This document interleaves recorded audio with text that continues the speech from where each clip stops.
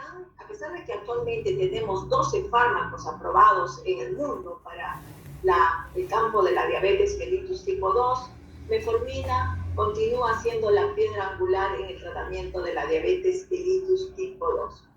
Y en razón a eso, en el año 1988, Hafner publicó el triunvirato y dijo que existen 3 órganos dañados en la historia de la fisiopatología de la diabetes. Esos eran el hígado, la célula beta, el páncreas y el músculo. Y así pasaron los años, si ustedes recuerdan muy bien, el cuarteto, el quinteto, el sexteto. Y esta última publicación nos hablan del egregius LL. Hay 11 factores fisiopatológicos en la historia natural de la enfermedad. Como ustedes ven, desde la célula beta, el efecto incretina, la célula alfa, a nivel de los órganos como hígado, músculo, tejido adiposo, el cerebro también comprometido en la fisiopatología de la diabetes. Hoy en día mucho se habla sobre la famosa microbiota. Y vamos a ocuparnos de dónde actúa la metformina. Pues la metformina, como ustedes recordarán y lo que conocemos desde pregrado, actúa a nivel del hígado, del músculo y del tejido adiposo, mejorando la insulinoresistencia. Pues vamos a hablar también sobre la metformina en el campo de la microbiota, tema de mucha controversia, inclusive se ha hablado de trasplantes de la microbiota y donde también metformina juega un importante rol. Yo les he querido traer esta noche sobre la historia del desarrollo. ¿Cómo así? Fíjense que el próximo año estamos cerca de un siglo, va a cumplir un siglo la metformina desde que fue descubierta como un agente antidiabético, y esto fue por Gilles Sterner en París, Francia. Vamos a cumplir el próximo año un siglo. Y así fue descubierta en 1922 la síntesis de la metformina. Luego se usó como ustedes saben, la fenformina, los parientes de la metformina en Estados Unidos y Europa, pero esta fue retirada sobre todo en Estados Unidos. ¿Por qué? Porque se aumentó los casos de acidosis láctica, y eso fue con fenformina. Durante un estrecho de tiempo no hubo biguanidas, que es la familia de estas fenformina y metformina, no hubo en el mundo, pero ya por los años 80, un poquito más, se incorpora el uso de las biguanidas en Europa y Latinoamérica de metformina. Y posteriormente Estados Unidos, porque los mayores casos de acidosis láctica fueron en Estados Unidos, con mucho rigor incorpora a su arnacel de medicamentos terapéuticos, que en aquella época, como ustedes saben, eran muy escasos. Incorpora en Estados Unidos la metformina en el año 1990. Y es así que nace el estudio UCA-PDS, del cual hoy día vamos a hablar. El estudio UCA-PDS es uno de los más grandes estudios realizados en pacientes con diabetes tipo 2. Uno de los estudios más grandes, digo, porque es uno de los estudios donde ha habido un seguimiento de hasta 10 años, y es en los que yo hoy día les voy a presentar. Muy bien, ¿qué pasa en el mundo real? Y en el mundo real, sin lugar a duda, el fármaco de primera línea, y eso ha sido por las guías. ¿Quiénes guían a las guías? Básicamente los estudios. Y tenemos que en primera línea nuestros algoritmos de la diabetes, de la Asociación Americana de Diabetes, como del mundo, es la Sociedad Española, la Sociedad Europea, el Estudio para la Diabetes, ponen en primera línea a la metformina, sin lugar a duda. Y ahí lo pueden ver, en línea verde es el uso de las metforminas y en menor cuantía los otros antidiabéticos en el mundo real. Muy bien, entonces, ¿cuál es el rol de la metformina en las guías? Y sin lugar a duda, ha pasado muchos años, 6 décadas que estamos manejando metformina, y las diversas guías, y yo les voy a hablar de la Asociación Americana de Diabetes, lanza este ciclo de decisiones y lo pone así: se centrado en el paciente con diabetes mellitus tipo 2. En realidad, siempre fue centrado. Lo que pasa es que siempre, como yo digo, los americanos tienen que escribirlo, pero nuestros manejos siempre han sido centrados en el paciente. Lo interesante de este ciclo de decisiones, cuando compartimos médico y paciente, este feedback de médico y paciente, el médico tiene que tener claro que tiene que tener dos metas. Fundamentalmente, prevenir las complicaciones. Y es por eso, como yo les digo a mis pacientes, no solamente se trata de números, de un valor de hemoglobina glicosilada o de una glucosa basal. No solamente se trata de números y metas, sino se trata de que estas metas, estos números, me van a prevenir complicaciones microvasculares y macrovasculares fundamentalmente. Y el segundo punto que hoy en día en nuestro tiempo cobra más fuerza es optimizar la calidad de vida. ¿Por qué tenemos que optimizar calidad de vida? Calidad de vida. Y pues como ustedes saben, todos los cuestionarios hoy en día para los ensayos clínicos siempre va el cuestionario de calidad de vida. ¿Por qué? Porque la población va a vivir más. Estamos viviendo ya desde hace unos 5 años el fenómeno de transición demográfica, donde las pirámides se están, en la base se están adelgazando y las puntas se están engrosando.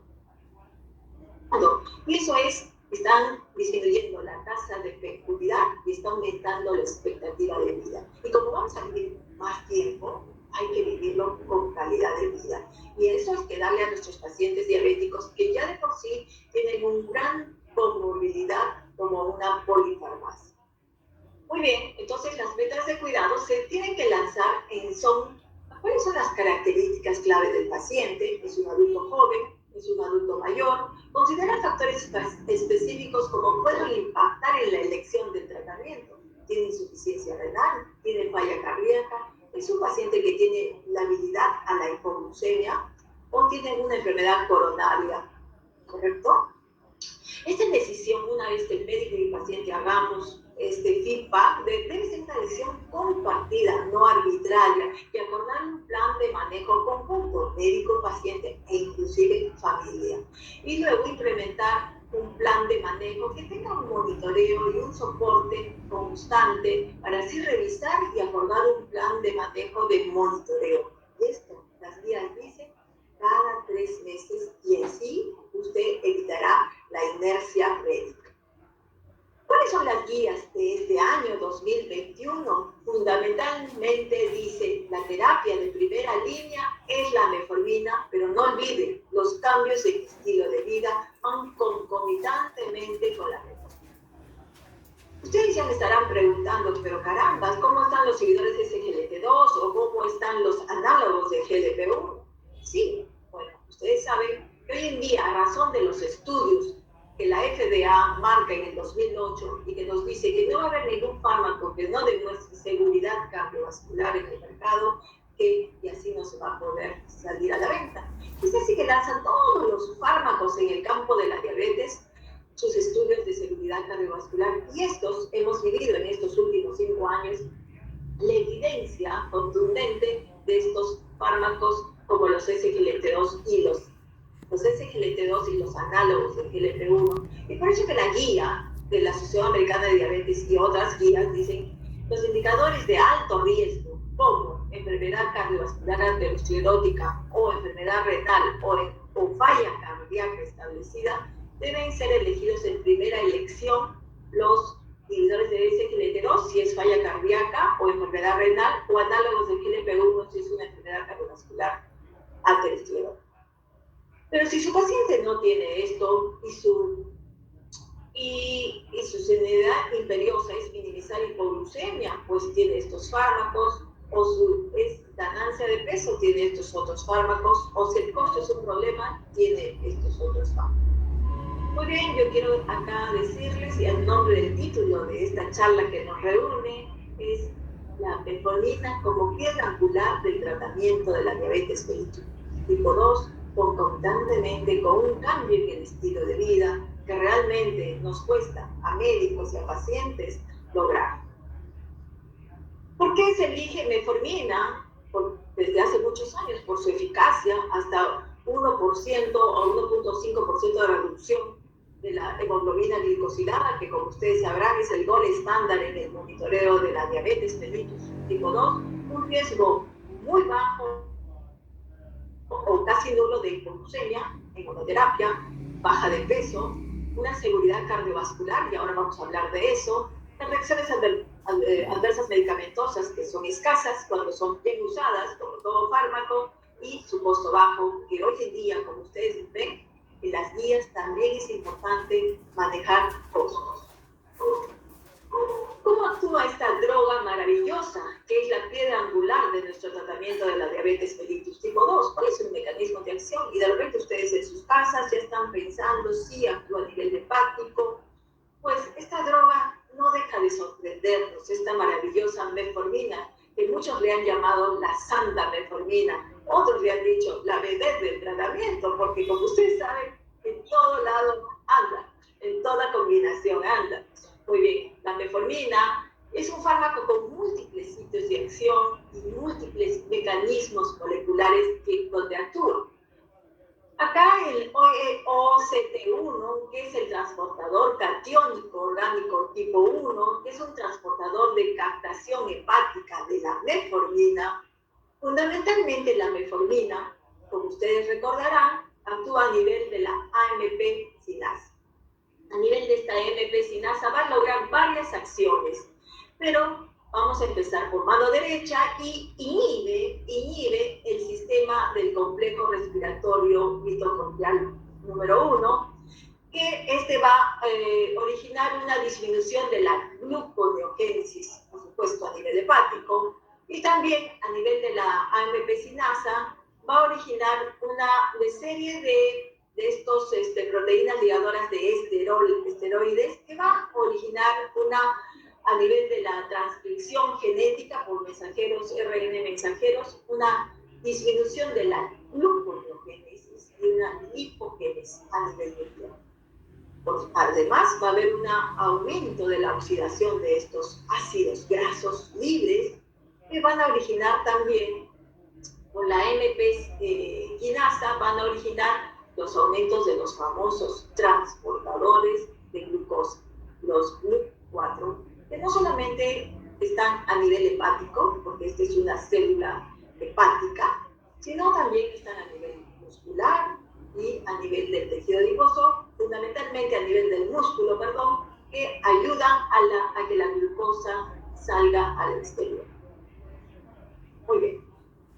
¿Qué es la novedad? Nunca estamos dejando de aprender. En realidad, cualquiera que diga, yo sé cómo actúa la metformina, por años no sabíamos cómo actuaba la metformina, por años. Y hasta el día de hoy nos sigue sorprendiendo las varias acciones que tiene metformina en diversos campos. Está en el campo del metabolismo y la inflamación.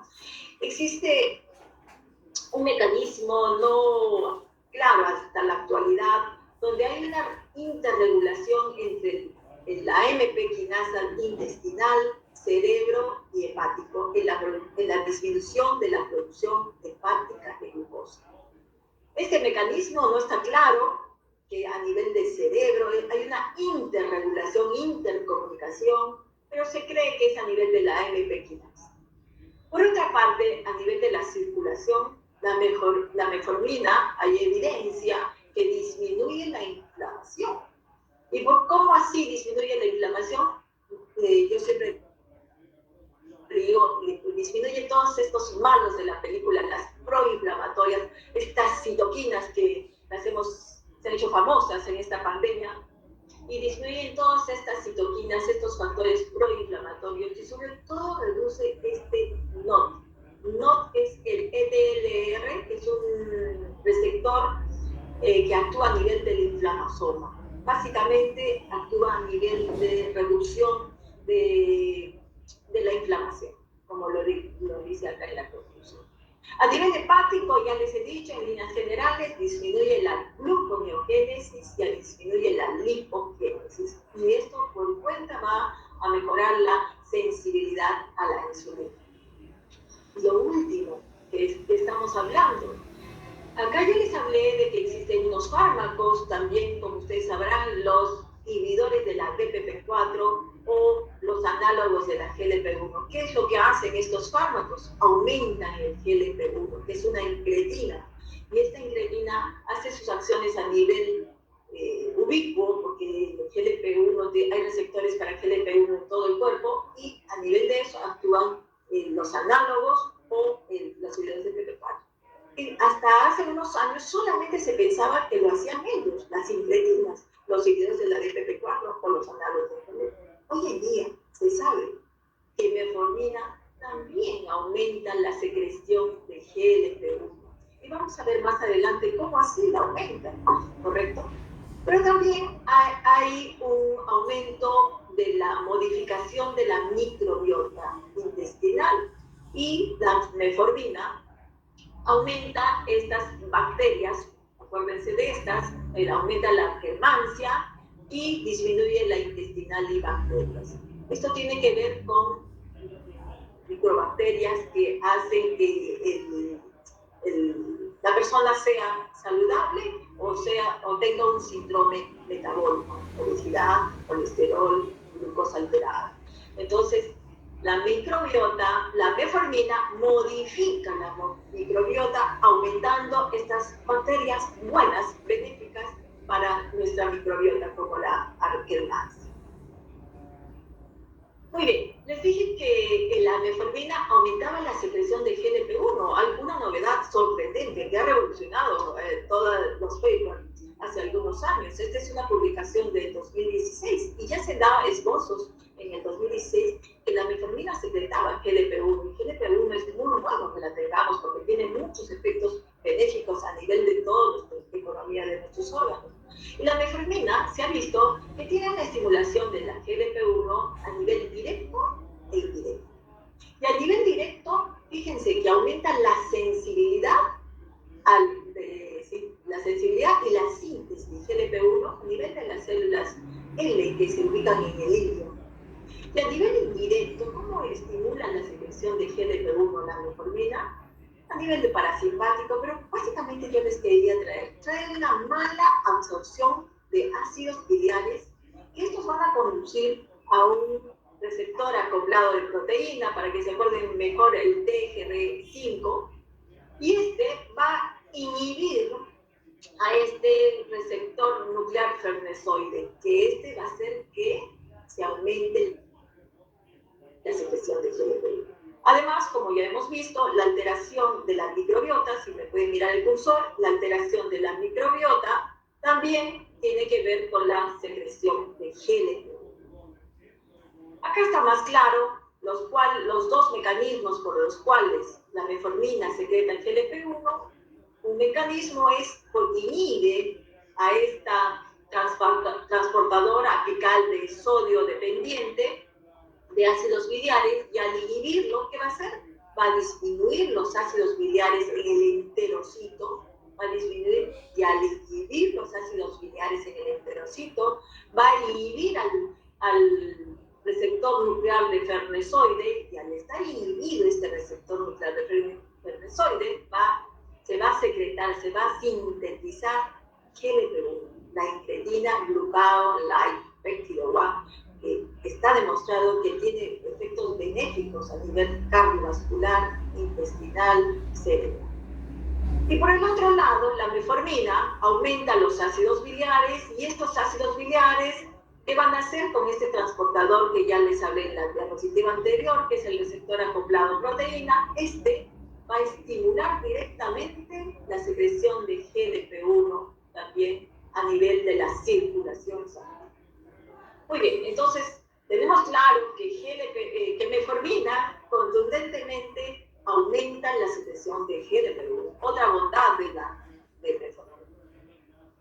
Muy bien, un poquito he querido traerles qué más hace esta microbiota, la metformina en la microbiota y en el peso. Y este es el resumen que les traje. Aumenta la utilización de la glucosa en la pared intestinal, y esto se debe básicamente al aumento del metabolismo anaeróbico dependiente de insulina. La metformina también en el intestino reduce la actividad de los inhibidores SGLT1. Y por ahí ustedes me dirán, caramba, si los SGLT2 no que estaban en el riñón, sí. Los inhibidores de SGLT2 y SGLT1 se ubican en el riñón, pero el 90% se ubican los SGLT2 en el riñón, por eso que ahí actúan estos fármacos, ¿no? Los nuevos fármacos que estamos estudiando últimamente. Pero también existen los inhibidores de la SGLT2 estos transportadores SGLT2 que también están en el intestino. Y se cree que los efectos adversos de la metformina se deban porque actúan a nivel de este transportador SGLT1. Bueno, como les dije, aumenta la secreción de GLP-1, una bondad maravillosa, fantástica que tiene metformina, y también los cambios en la microbiota, aumentando estas bacterias inactivas. Muy bien, ¿qué más hay acerca del peso corporal? Muchos usan, ustedes habrán escuchado metformina, y quiero hacer énfasis. Metformina no es un medicamento aprobado por la FDA para bajar de peso, pero como ustedes saben, se está estipulado que es variable, porque depende de la resistencia a la insulina, depende de la genética, depende de varias variables en un paciente, pero se extrapola que pueda bajar de peso entre 2 a 4 kilos. No es un medicamento para bajar de peso, quiero mencionar. Muy bien, y este es el estudio ADOPT, sin lugar a duda, marcó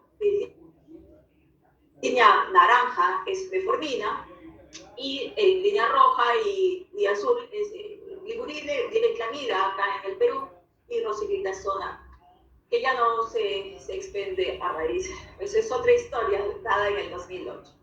Muy bien, y acá metformina nos da una marcada disminución de peso en relación a los otros dos fármacos y una disminución de perímetro abdominal.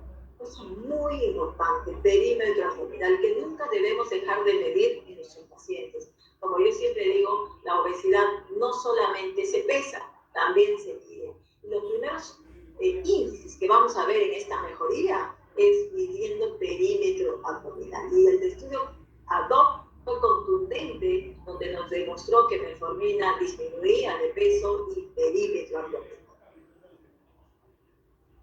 No quise dejarles de traer esta última publicación, que ha sido del año pasado, finales del 2019 en realidad, donde nos habla básicamente qué hay de metformina y obesidad, qué hay de metformina por la disminución de apetito. Muchos de sus pacientes les habrán dicho, ya no tengo ganas de comer, el apetito se me ha perdido. Pues sí, la metformina tiene ese efecto, un efecto sobre la pérdida de peso y el apetito. ¿Y esto por qué se debe? Ya hemos hablado del efecto hepático, la disminución de la producción hepática de glucosa, ¿no? Y que va también a hacer las diferentes, el hígado, el músculo, va a aumentar la sensibilidad a la insulina. Y ahí algunos autores ponen como que es un efecto indirecto al aumentar la sensibilidad, estimula la secreción. No es un medicamento que estimule la síntesis de insulina, pero indirectamente ayuda a que esto suceda.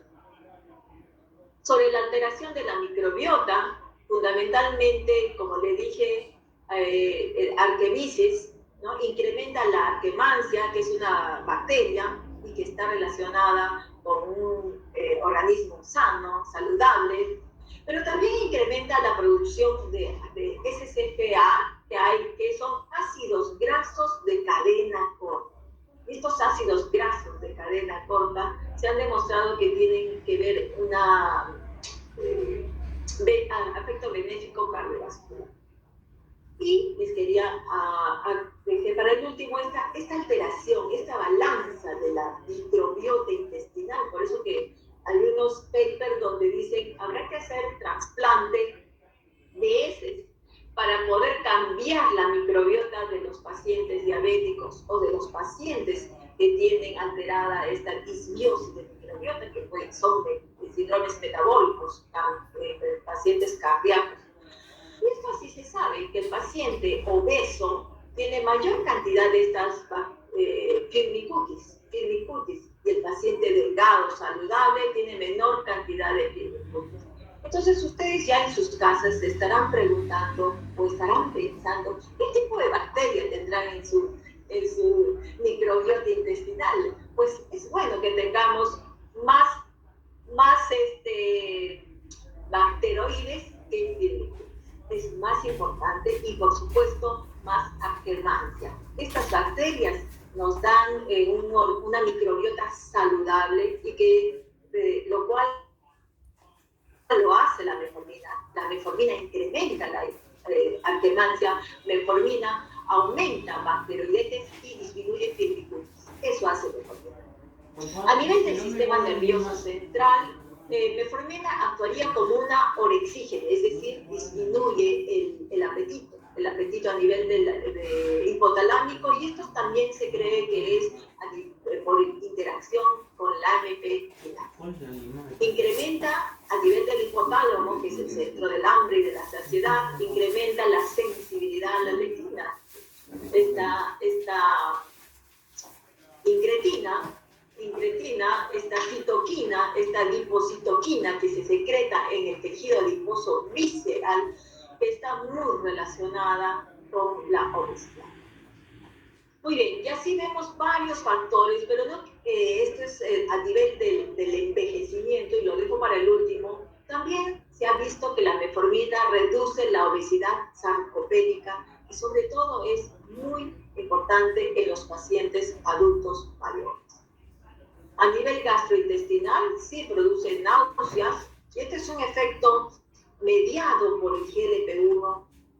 Como ustedes sabrán, los análogos de GLP-1, los fármacos, los análogos de GLP-1, son muy buenos y eso lo sabemos, pero en sus primeros inicios de uso, los pacientes presentan marcadas náuseas, inclusive vómitos, hasta ver la tolerancia. Y también el efecto de náuseas, que como ustedes verán que se presenta en algunos pacientes con metformina, es por la secreción mediada por el GLP-1. Muy bien, la diarrea y la distensión abdominal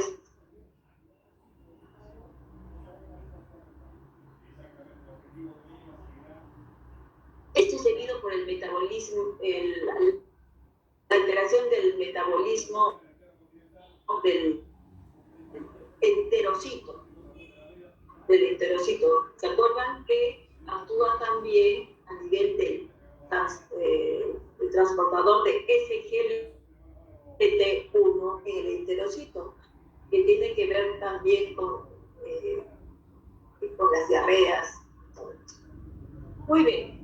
Entonces yo les he traído el resumen de lo que les he hablado en esta parte de efectos que les he descrito, tiene que ver en relación a este balance energético, pero hay aún más. Por eso que les digo, el que diga que sabe todo de la metformina es falso,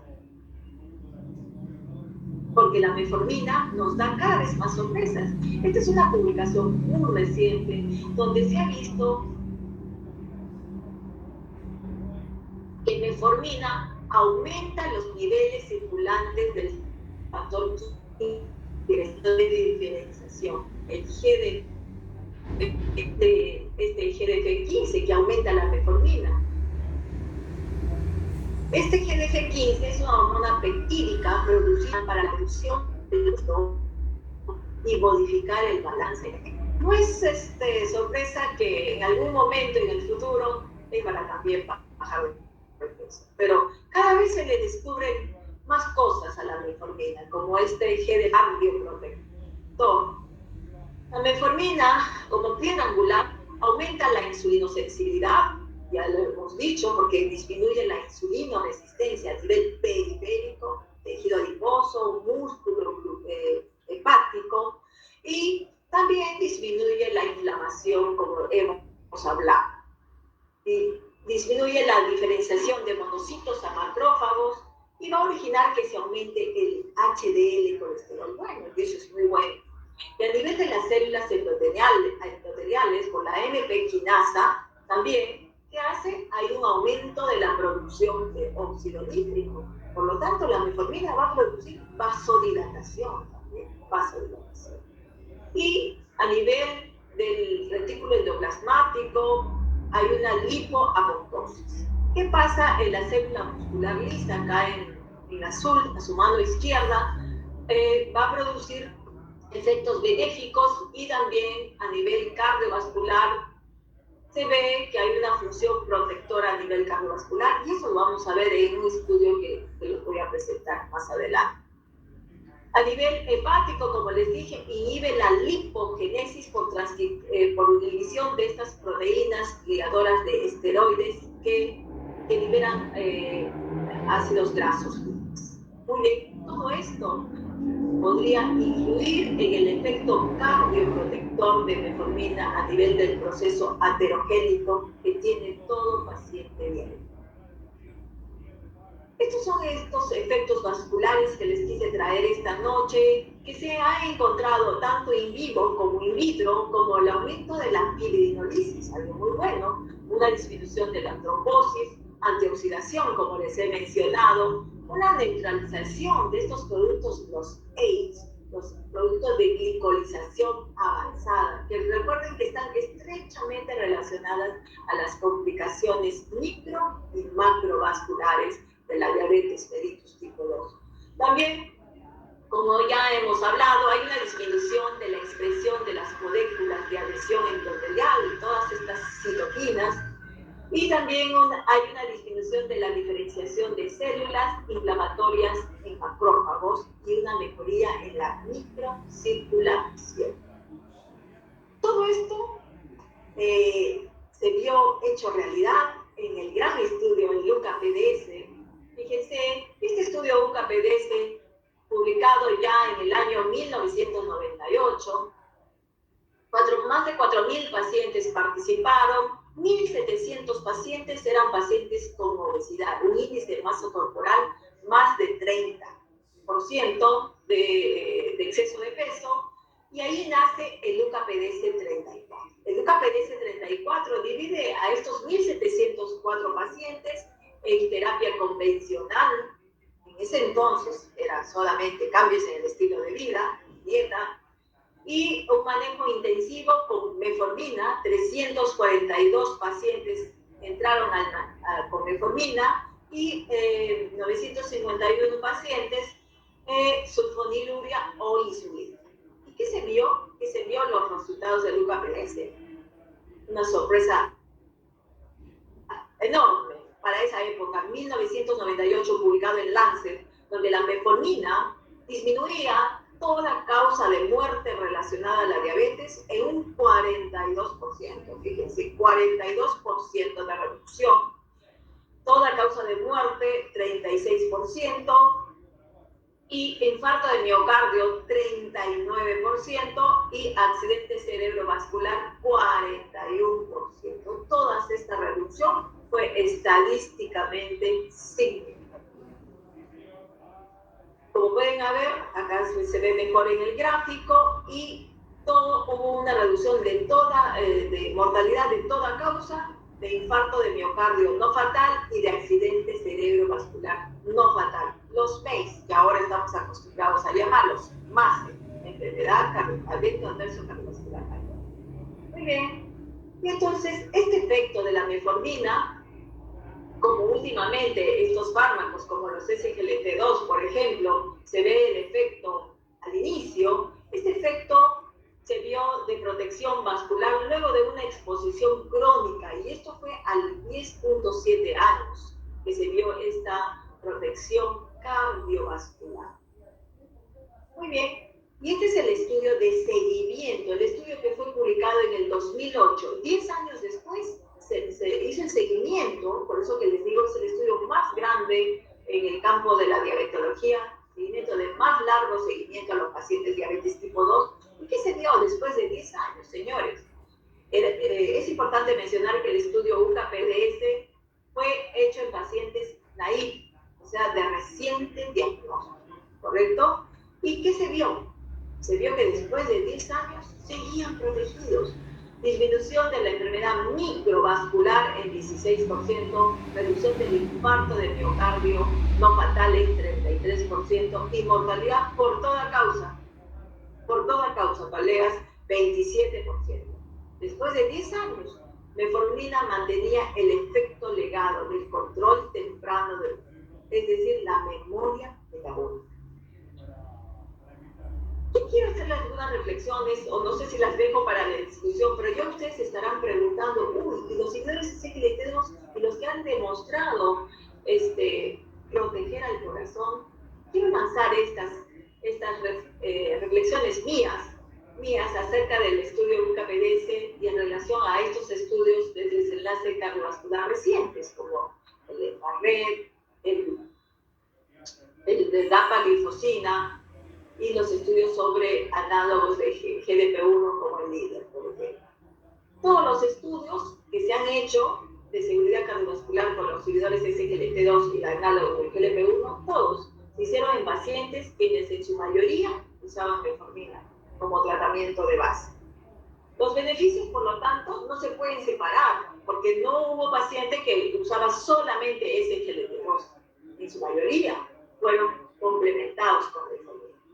Los pacientes sin metformina solamente se extrapola entre 18 a 40% en todos estos estudios, todos. El uso de metformina se ha asociado con mejor efecto de algunos medicamentos de prevención cardiovascular, es decir, unido cualquier fármaco con metformina, definitivamente estamos dando el voto. Muy bien, estoy terminando y quiero hablarle qué más metformina, aparte de diabetes. Hablamos de sobrevida, hablamos de envejecimiento y hablamos de cáncer. Como les dije, metformina fue aprobada nuevamente en los Estados Unidos en 1995, pero a partir de la década del 2000, metformina comenzó a dar luces sobre la vida. Tendría un efecto para inhibir el riesgo de cáncer y también un efecto para la sobrevida, extender el tiempo de vida. Y por eso que se lanza en esta última década, ¿será que la metformina necesita una terapia personalizada? ¿Será que en algunos pacientes me aumenta la sobrevida, me evita el envejecimiento y me inhibe el riesgo de cáncer? Lo que les voy a mencionar enseguida es para su conocimiento. Definitivamente no podemos decirle a nuestros pacientes, tomen metformina porque va a evitar que le dé cáncer. No podemos decirlo. Pero el bagaje de publicaciones es inmenso y estos estudios todavía continúan.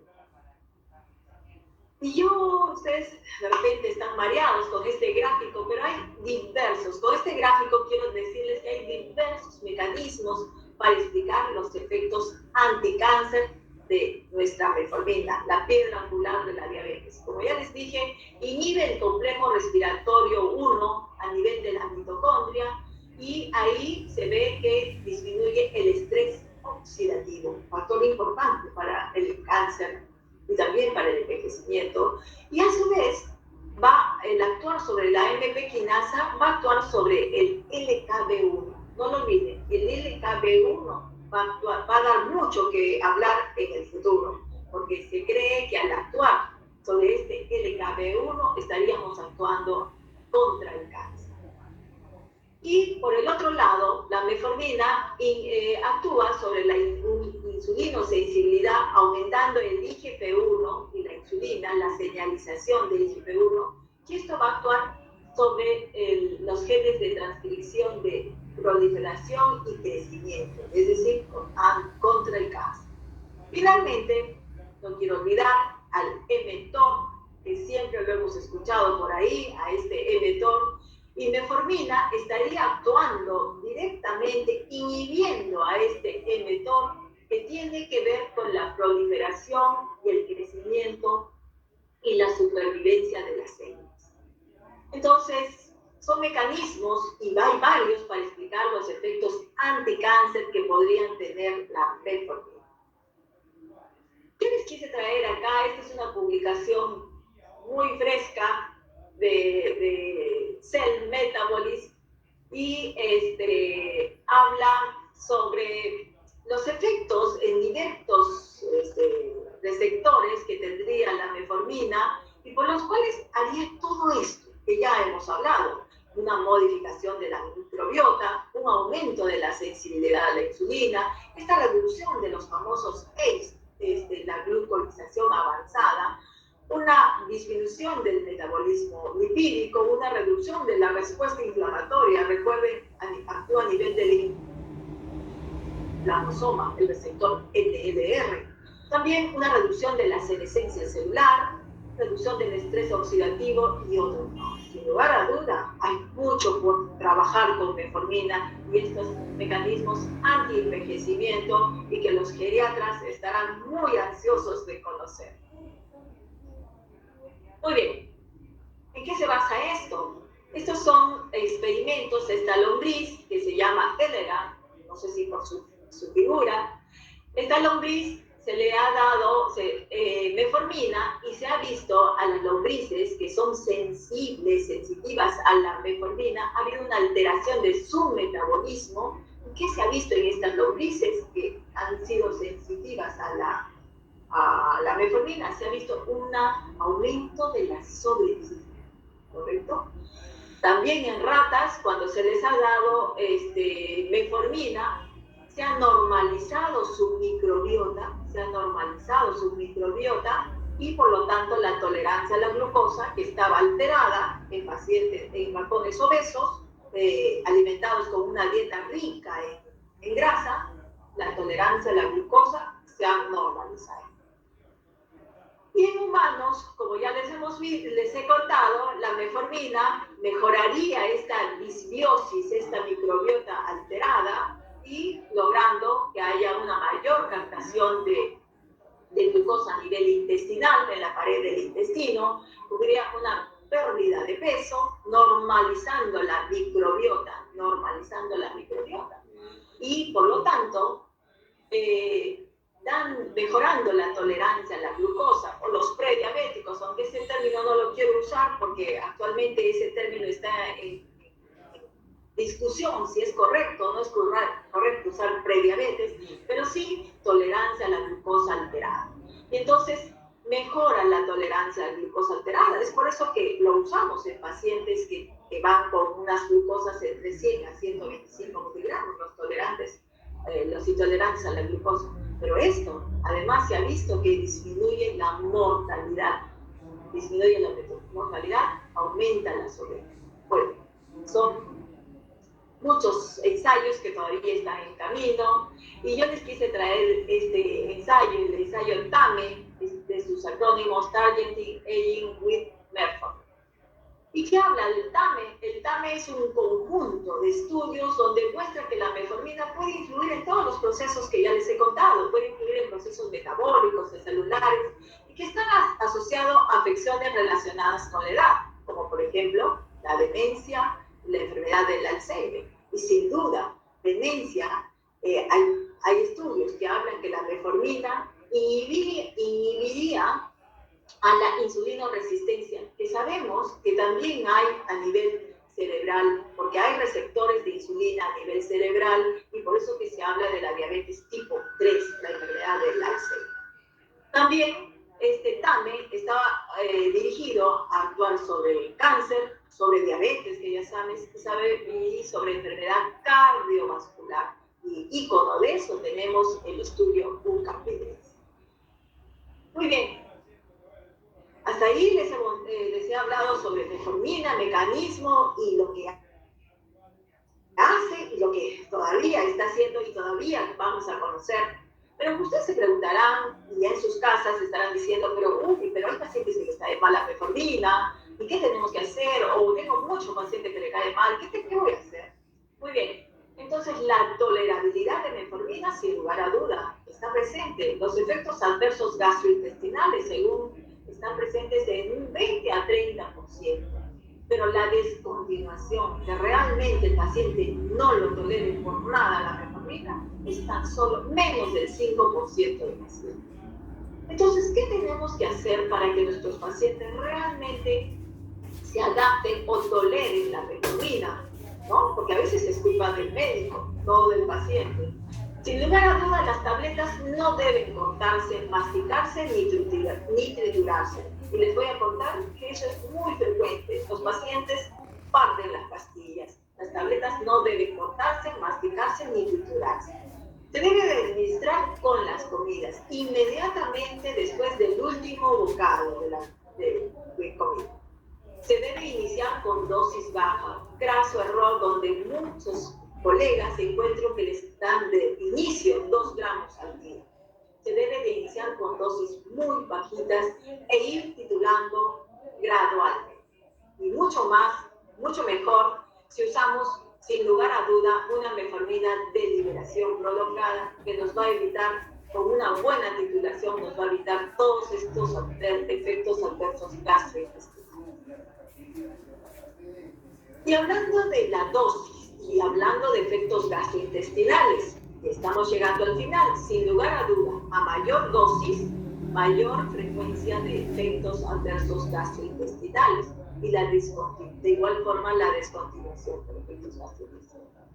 Todos los ensayos clínicos que se han realizado en el mundo, que siempre ha estado la metformina ahí en la batuta, han sido con dosis de 1.500 a 2.000 miligramos. Por lo tanto, la dosis recomendada debe ser 2 gramos al día. Sin lugar a duda, no olviden empezar con dosis baja e ir titulando progresivamente para así evitar los efectos adversos gastrointestinales que son de la metformina. Muy bien, hay muchos estudios publicados, pero yo les traje este estudio de Blonde, donde nos habla sobre las ventajas de la metformina de liberación prolongada versus la de liberación inmediata en pacientes con diabetes tipo 2. En naranja son la metformina de liberación prolongada y en negro la liberación inmediata. Y como ustedes pueden ver, mayor frecuencia de eventos adversos gastrointestinales con liberación inmediata y con liberación prolongada, fíjense, diarrea, náusea y dispepsia y en pocas cantidades. Entonces, son pacientes que se inician en un tratamiento, pero cuando el paciente está usando una liberación inmediata y se le cambia a liberación prolongada, de igual forma, los eventos adversos disminuyen. Por lo tanto, los pacientes que recibieron tratamiento inicial con metformina de liberación prolongada o que fueron cambiados durante el transcurso del tratamiento de la diabetes a metformina de liberación prolongada experimentaron sin lugar a duda menos eventos adversos gastrointestinales y fueron con dosis comparables a metformina de liberación inmediata. Muy bien, entonces hay que usar metformina de liberación prolongada y ir titulando progresivamente. Entonces quise traer este estudio que fue realizado en pacientes. Es un estudio descriptivo que se vio que eran pacientes que no tenían indicación para usar la metformina, porque eran pacientes que estaban con una tasa de filtrado glomerular por debajo de 30. Pero los encontraron, y ustedes se pueden dar cuenta, yo también encuentro pacientes en la vida real con metformina y con tasas de filtrado glomerular de 20, 25. Los encuentro. Pero hemos tenido miedo por muchos años de la acidosis láctica, tanto así que la metformina fue retirada por la acidosis láctica, pero nos quedamos con ese miedo con la metformina. En realidad les tengo que contar que yo como endocrinóloga jamás he visto una acidosis láctica y en algún grupo de endocrinólogos que alguna vez hicimos una encuesta tampoco lo han visto una acidosis láctica. Este es un estudio que era en pacientes que no deberíamos haber usado metformina por las tasas de filtrado glomerular. Y fíjense, en estos casos, 1.800 pacientes, un caso de acidosis láctica. Te quiero decir, no significa que usen en pacientes que tengan falla renal metformina, y ahora les voy a decir en la siguiente diapositiva en qué momento, pero no le tengan miedo a acidosis láctica. Hay que hacer un seguimiento continuo a nuestros pacientes y estarán bien protegidos. Con respecto a hasta cuándo puedo prescribir metformina, y Liska y Sushi, que son los que han publicado sobre los valores de la tasa de filtrado glomerular por las cuales yo puedo prescribir metformina, sin lugar a duda, más de 60 mililitros por minuto, no hay ningún problema, luz verde, usted indique metformina de la forma como ya le hemos mencionado. Y entre 30 a 45 miligramos, si su paciente está usando metformina, continúe usando metformina. Lo ideal sería bajar la dosis al 50%. Pero si su paciente tiene entre 30 a 45 miligramos, 30 a 45 mililitros por minuto de tasa de filtrado glomerular, sin lugar a duda, no inicie el uso de metformina. Continúe con precaución, monitoree tasa de filtrado glomerular cada 3 meses. Y ahora es muy fácil con las fórmulas que tenemos en los aplicativos, como la CKD, EPI es una de las mejores. Muy bien, menos de 30 de tasa de filtrado glomerular, definitivamente pare la metformina y no prescriba nunca. Muy bien, estamos terminando y no quiero terminar el estudio DPPP, el estudio de Diabetes Prevention, demostró de que hay ciertos grupos donde se ven beneficiados, mejor beneficiados, y estos son los grupos con obesidad, que tengan un índice de masa corporal más de 35, no deje de darle metformina. Los que tengan una glucosa plasmática en ayunas alteradas, los intolerantes entre 110 a 125, 48% de reducción de riesgo de diabetes. Los que tienen entre 25 y 44 años, 44% de reducción de riesgo de diabetes, y los que tienen diabetes gestacional, historia de diabetes gestacional, sin lugar a duda, 50% de reducción de riesgo de diabetes. Así es que ahí están las variables que es importante tenerlas en cuenta cuando tenemos estos pacientes frente a nuestro consultorio.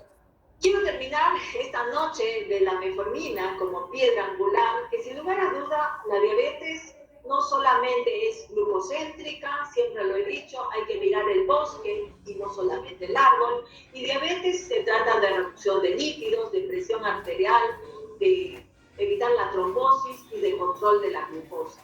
Pero sobre la base de nuestro tratamiento, sin lugar a duda, tiene que ir modificación en el cambio de estilo de vida, y la metformina de liberación prolongada sí es mejor, porque sigue siendo y es la piedra angular en la prevención y el tratamiento del manejo de la diabetes. Metformina se ha usado por 6 décadas de forma efectiva y seguimos descubriendo cosas nuevas y fantásticas y fascinantes en relación a sus beneficios. No quiero terminar sin decirle que la bioequivalencia en todos nuestros fármacos es muy importante. 2 medicamentos son bioequivalentes, ambos alcanzan en la circulación sistémica, y acá les pongo en azul es el fármaco innovador, es decir, el primero que se vende en el mundo, en el mercado, y en este caso sería el glucopage, y acá Mefortaz, que es el genérico, ¿no? El medicamento. Y con esto quiero decir que 2 medicamentos son bioequivalentes y ambos alcanzan la circulación sistémica de modo similar, logrando las mismas concentraciones en la sangre, es decir, que son igualmente biodisponibles y en consecuencia son eficaces y seguros por las mismas dosis. Muchas gracias por su atención y espero que esta charla les sirva en su día a día, en su práctica diaria. Muy buenas noches. Estoy atenta a sus preguntas. Muchas gracias, doctora. La que nos dice, ¿con qué valores de glucosa o hemoglobina glicosilada usar terapia combinada con metformina?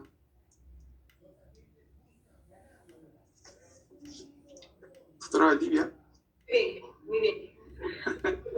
Gracias por sus preguntas. ¿Con qué valor de glucosa empiezo con metformina? ¿Es correcto? Sí, dice con qué valores de glucosa o hemoglobina glicosilada usar terapia combinada con metformina. Terapia combinada. Excelente, excelente.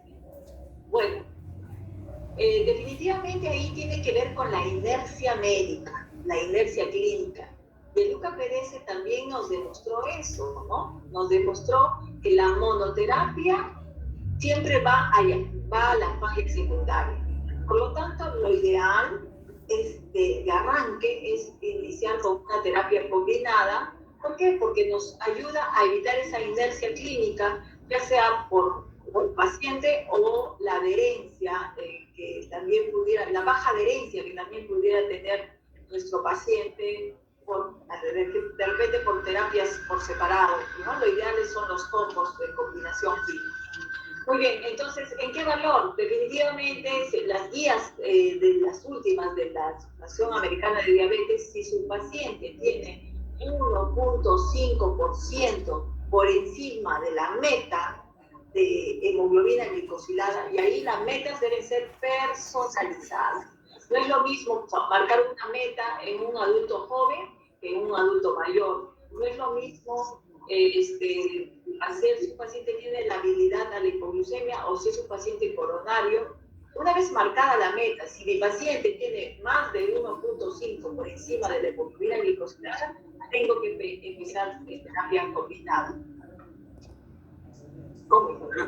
Gracias, doctora. Hay otra pregunta que rescatamos del chat, en la que el doctor Lagos nos dice lo siguiente: doctora Angélica, excelente exposición. La pregunta es, la relación entre el uso de metformina en la tercera edad, ¿existe alguna condición, aparte del tema renal, o límite de edad para suspender definitivamente su uso? Excelente pregunta, muchas gracias por la pregunta. Me ayuda a ampliar un poquito más el tema.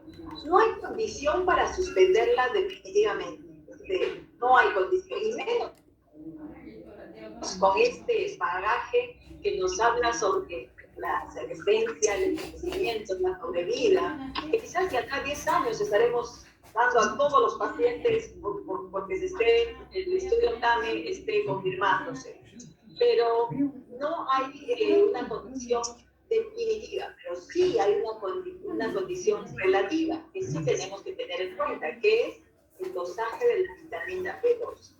Sabemos que en los pacientes con metformina de uso crónico, la absorción de la vitamina B12 baja, ¿correcto? Por eso, por buena práctica clínica, es imperioso hacer un dosaje de vitamina B12 cada cierto tiempo. Y si nuestro paciente es adulto mayor, como se refiere el doctor Lagos, definitivamente hay que hacer el dosaje de vitamina B12. La vitamina B12 está asociada ¿a qué? A demencia, a deterioro cognitivo, leve, moderado, severo y demencia. Hemos visto varios adultos mayores con demencia y que estaban en unas vitaminas B12 pues en 70, en 60, es increíble, pero eso. Y una vez que se repone la vitamina B12, podríamos reiniciar metformina, claro, con un monitoreo constante. Gracias, doctora. Este uso de la metformina, bueno, realmente es como lo mencionaba usted, una de las moléculas bastante sorprendentes por las grandes patologías, los grandes usos que le va dando y las propiedades que se vienen adquiriendo. En su experiencia, doctora, el uso de la metformina asociada a algún otro antidiabético oral es frecuente, es mayor en nuestra población? Sí, precisamente hemos visto la segunda, tercera lámina que les presenté en el mundo real. En el mundo real los costos son muy importantes porque lo que necesitamos es la sostenibilidad. A mí no me importa mucho que el paciente pueda tener un medicamento el mejor porque lo va a poder comprar 1 o 2 meses. Porque me importa la memoria metabólica, me importa un control a largo plazo, la sostenibilidad. Entonces, sí es importante, como les presenté en esa lámina, que en primera línea las metforminas y en segunda línea las sulfonilurias. De hecho, como el tema de una revisión, no todas las sulfonilurias son iguales, debemos de preferir de mejor forma las sulfonilurias de segunda, o para unos autores llamadas de tercera generación, como glibenclamida o gliflazida. ¿no? Y porque también tienen unos efectos pleiotrópicos, además de ser insulinos secretadores, ¿no? Eso es en el mundo real. De hecho, hoy en estos últimos 5 a 10 años está aumentando el uso de los inhibidores de la DPP4, meformina con inhibidores de DPP4. Precisamente también hay un estudio Medify que fue publicado en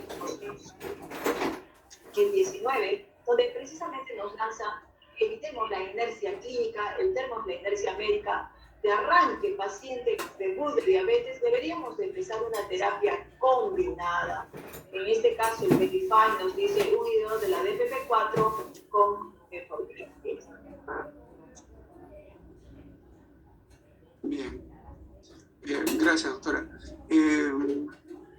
¿Alguna sugerencia, alguna sugerencia del uso de la metformina o el uso de los antibióticos orales en la práctica clínica diaria, en los niveles de atención de tipo 1, principalmente?